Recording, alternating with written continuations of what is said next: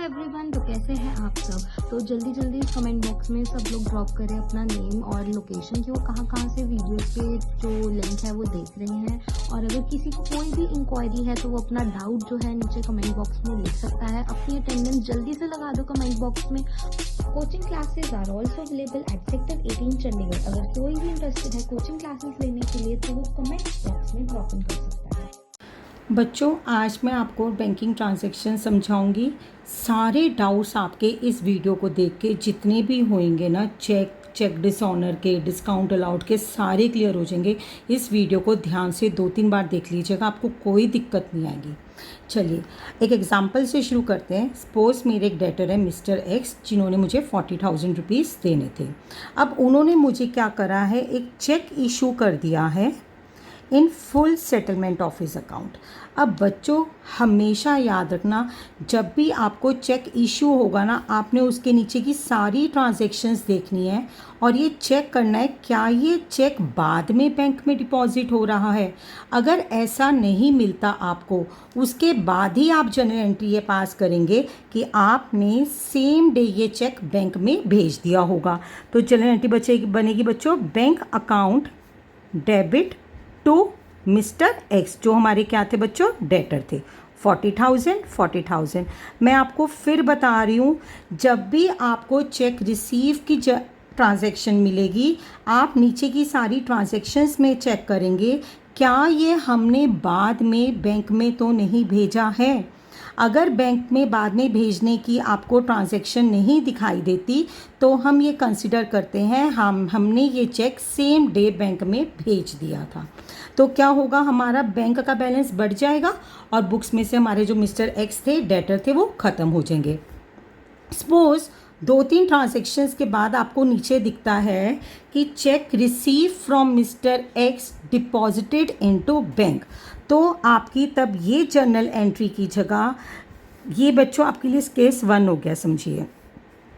फिर आपको नीचे एक ट्रांजैक्शन मिल रही है कि check receive from mister x deposited into bank, तो आप ये ट्रांजैक्शन एंट्री नहीं देंगे। तो पहले केस में आपकी एंट्री होएगी cheque in hand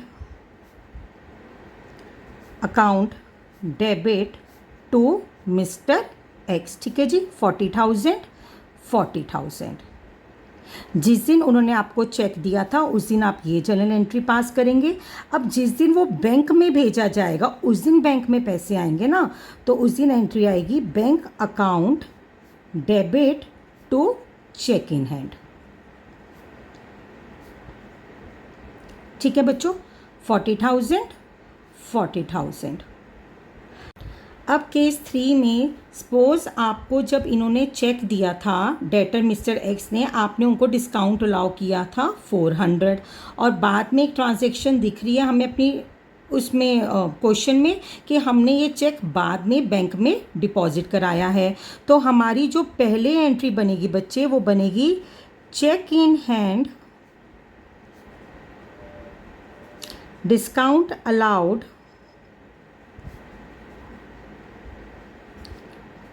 to mister X. देखिए, अब जब आपने उन्हें 400 का डिस्काउंट अलाउ किया होगा, बुक्स में डेटर तो आपके 40,000 थे, तो उन्होंने आपको चेक कितने का दिया होगा, उन्होंने बच्चों आपको चेक दिया होगा 39600 का।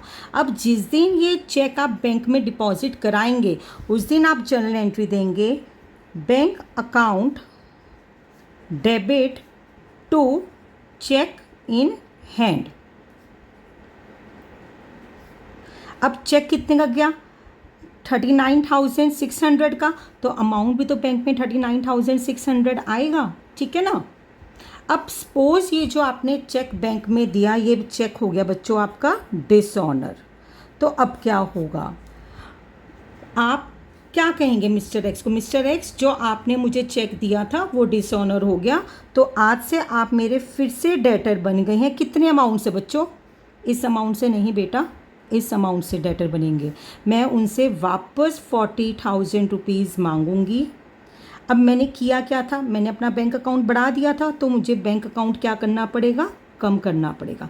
अब बच्चे गलती करते हैं, वो यहाँ पे भी लिखाते हैं 40,000। नहीं बेटा, बैंक मैंने अपना बढ़ाया था 39,600 से, इसी से कम करूँगी। और जो मैंने उनको ये डिस्काउंट दिया था, ये डिस्काउंट भी मैं उनसे वापस लूँगी। तो नीचे एक और आ जाएगा डिस्काउंट अलाउड। सिर्फ डिसऑनर के केस में डिस्काउंट अलाउड हमारा क्रेडिट में दिखता है, वरना डिस्काउंट अलाउड हमारा हमेशा डेबिट में होता है। अब केस 4 समझते हैं। सपोज जब मेरा ये चेक डिसऑनर हुआ था, जब हमारा ये चेक डिसऑनर हुआ था, तो बैंक ने मुझसे चार्जेस ले लिए 400 रुपये। अब एक बात बताओ, जब आप मिस्टर एक्स को अपना अकाउंट डेटर खड़ा करेंगे तो आप उनको क्या बोलेंगे? आप उनको बोलेंगे सर 40,000 तो आपने मुझे पेमेंट देनी थी और आपके करके बैंक ने मुझसे चार्ज करे हैं 400 रुपये, तो काइंडली आप मेरे अकाउंट में अब 40,400 रुपीज़ डालिएगा। अब हम उनके अकाउंट को बच्चे डेबिट करेंगे 40,400 से। किन किन कारणों से? पहला, मैंने अपना बैंक कितने से बढ़ाया था? बच्चों देखो, मैंने अपना बैंक बढ़ाया था 39,600 से, तो इस 39,600 से मैं क्या करूँगी? अपना अकाउंट कम करूँगी, ठीक है ना। इस 39,600 से मैं अपना अकाउंट क्या करूँगी? कम करूँगी। फिर मैंने उनको डिस्काउंट अलाउ किया था, मैं उनसे अपना डिस्काउंट भी वापस लूँगी। तो मैं उनसे अपना डिस्काउंट अलाउड भी क्या करूँगी बच्चों? वापस लूँगी 400 रुपीज़ का, ठीक है। अब एक बात बताओ, जब बैंक ने मुझसे मेरे चार्जेस लिए होंगे 400 रुपीज़, उसने कहाँ से लिए होंगे? उसने मेरे बैंक में से ही काटे होंगे ना, तो मुझे अपना बैंक का बैलेंस यहाँ कम करना पड़ेगा ना। तो ये वाला जो 400 है, ये मैं यहाँ प्लस कर दूँगी, क्योंकि बैंक ने क्या करा होगा? मेरे अकाउंट से 400 रुपये काट लिए होंगे। तो अब मेरा बैंक घटेगा बच्चों 40,000 से। चलिए अब क्लास 11th की बुक्स में इससे रिलेटेड जितनी इंपॉर्टेंट एंट्रीज़ है ना, सारी डिस्कस करते हैं। पहले है बच्चा, cheque receive from Y for rupees इतना in full settlement of his account, this cheque was immediately deposited into bank. अगर ये लाइन नहीं लिखी होती तो आप नीचे की सारी ट्रांजैक्शंस चेक करते और ये देखते क्या ये चेक हमने बैंक में बाद में डिपॉजिट कराया है। अब देखिए बुक्स में दिख क्या रहा है, वाई हमारा कितने का डेटर था? वाई ने देने थे हमें 8,000 रुपीज़, लेकिन उन्होंने दिए 7,850 रुपीज़। तो इसका मतलब अब हम अपने बैंक के बैलेंस को बच्चों कितने अमाउंट से बढ़ाएंगे? हम लिखेंगे bank account debit discount allowed debit to mister Y. कितने अमाउंट से लिखेंगे? बैंक में बच्चों हमारे आएंगे 7,850। डिस्काउंट दिया हमने उनको 150 रुपीज़ का, और वो हमारे कितने के डेटर थे? वो डेटर थे हमारे 8,000 रुपीज़ के। अब नीचे जाके हमें इसके रिलेटेड एक और ट्रांजैक्शन दिख रही है, cheque receive from Y dishonoured. अब उन्होंने जो हमें चेक दिया था बेटा, वो डिसऑनर हो गया। तो अब हम मिस्टर वाई को वापस खड़ा करेंगे। कितने अमाउंट से खड़ा करेंगे? 8,000 के अमाउंट से अपना डेटर खड़ा करेंगे। और हमने अपना बैंक बैलेंस बढ़ाया था 7,850 से, उसको हम कम करेंगे। और जो हमने उन्हें अपना डिस्काउंट दिया था वो भी उनसे बच्चों हम क्या करेंगे? वापस लेंगे, ठीक है। नेक्स्ट क्वेश्चन देखते हैं बच्चों। Received a cheque from Z 2,000। देखिए इसके आगे नहीं लिखा कि सेम डे डिपॉजिट करा दिया है। अब हम इसके जो ट्रांजैक्शंस चेक करेंगे, क्या ये चेक बाद में डिपॉजिट हुआ था? हाँ जी, चेक मिला था 10 तारीख को, डिपॉजिट हुआ था 12 तारीख को। तो अप्रैल 10 को जो हमारी जर्नल एंट्री बनेगी वो बनेगी बच्चों रिसीव्ड अ चेक। तो हमें चेक कितने का मिला बेटा? Cheque in hand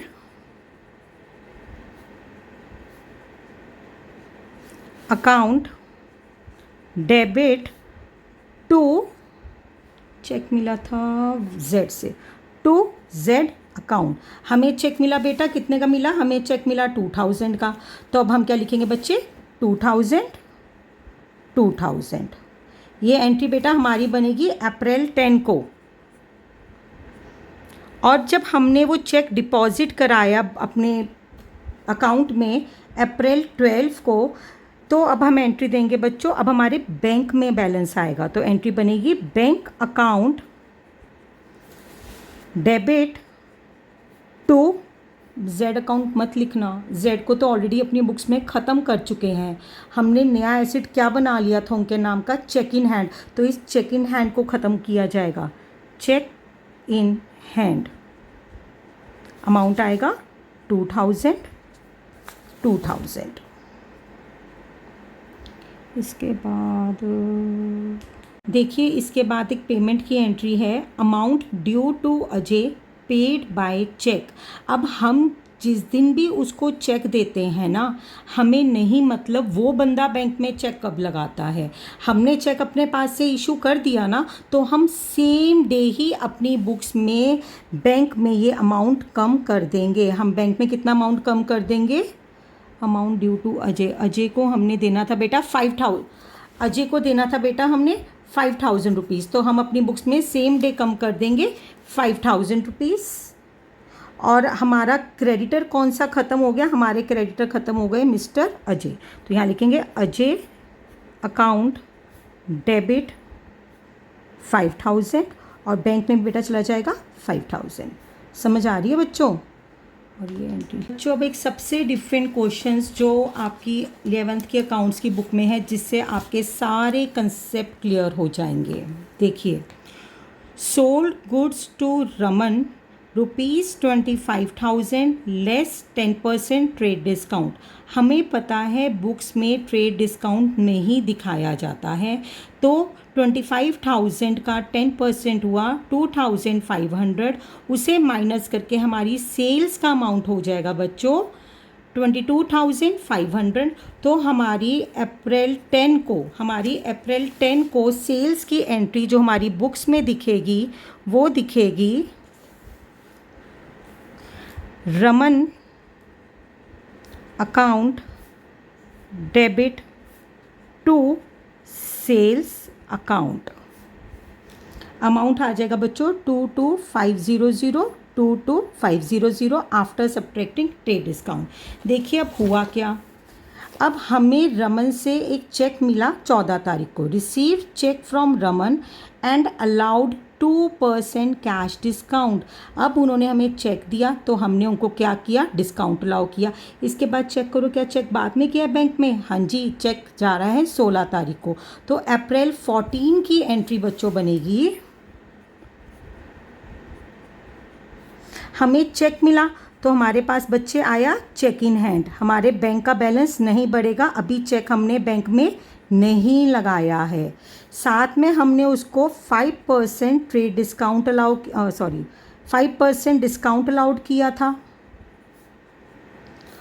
to Raman. देखिए अब रमन हमारी बुक में कितने के डेटर थे, 22,500।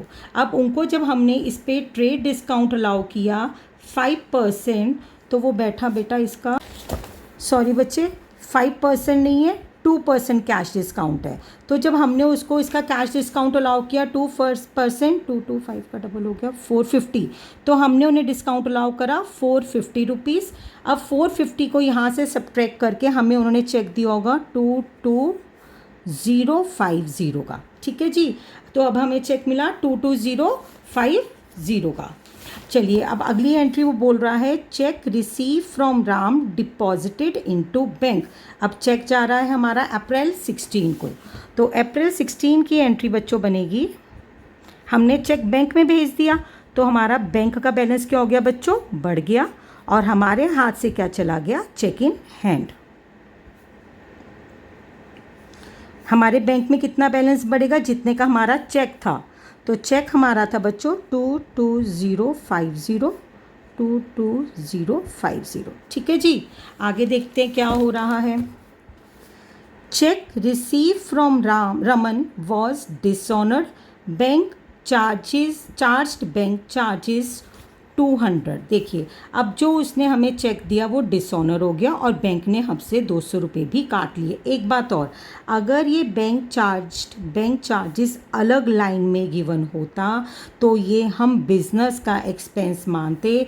इस बैंक के चार्ज को हम रमन से चार्ज नहीं करते, ये इसके कॉन्टिन्यूएशन में गिवन है। इसका मतलब जो बैंक ने हमसे ये खर्चा चार्ज करा ना, ये इसलिए चार्ज करा क्योंकि हमारा चेक क्या हो गया था बच्चों, डिसऑनर हो गया था। अब देखिए वापस हम रमन को क्या खड़ा करेंगे, अप्रैल 20 को हम रमन को अपना डेटर खड़ा करेंगे। कितने अमाउंट से करेंगे, ओरिजिनल अमाउंट जो कि हमारा था 22,500, साथ में जो बैंक ने मुझसे चार्ज करे हैं 200 रुपये। तो अब मैं उसको अपना खड़ा करूँगी, डेटर खड़ा करूँगी 22,500 प्लस 200 रुपये जो बैंक ने चार्ज करे हैं। बेटा ये अमाउंट कैसे बना, ये बना 22,500 प्लस 200 रुपये बैंक चार्जेस वाले जो मैं रमन से चार्ज करूँगी। समझ रहे हैं आप मेरी बात। अब मैंने किया क्या था, मैंने अपने बैंक को कितने से बढ़ाया था, मैंने अपने बैंक को बढ़ाया था इतने अमाउंट से, तो मैं इतने अमाउंट से तो कम करूँगी 22050 से तो कम करूँगी, लेकिन बैंक ने मुझसे बैंक चार्जेस लिए होंगे तो मैं ये 200 रुपये भी यहीं प्लस करके यहाँ पे मेरा अमाउंट आएगा बच्चों, मतलब क्रेडिट में यहाँ जगह नहीं छोड़ी मैंने, यहाँ पे बच्चों मेरा अमाउंट आएगा 22250। ठीक है बच्चों, साथ में मैंने जो उनको ये डिस्काउंट दिया था ये भी मैं उनसे क्या करूँगी, अब वापस लूँगी 450। देखिए अगर आप इसको सबको प्लस करेंगे ना तो आपका ये अमाउंट बैठ जाएगा। अब बच्चे जो इसमें गलतियां करते हैं ना, अब वो क्या गलती करते हैं, कहीं पे कई बार यहाँ पे बैंक चार्जेस लिखाते हैं। बेटा अगर आप यहाँ बैंक चार्जेस वर्ड डाल देंगे ना तो ये बिज़नेस का एक्सपेंस बन जाएगा। ये बिज़नेस का एक्सपेंस नहीं है, ये मुझे इसलिए देने पड़े क्योंकि रमन जी का चेक क्या हो गया था, डिसऑनर हो गया था। तो ये जो बैंक चार्ज मुझसे बैंक ने करा है ना, ये मैं रमन से ही लूँगी।